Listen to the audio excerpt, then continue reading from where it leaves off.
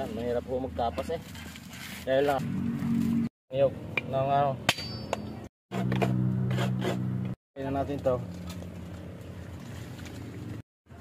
At nahiwag ko na. Dalawa na ito.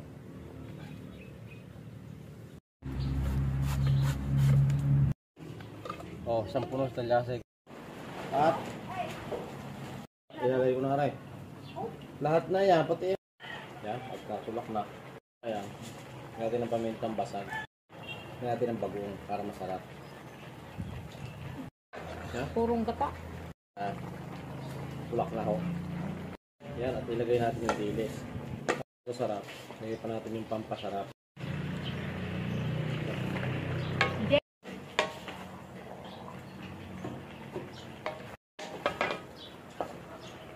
Sasalin na.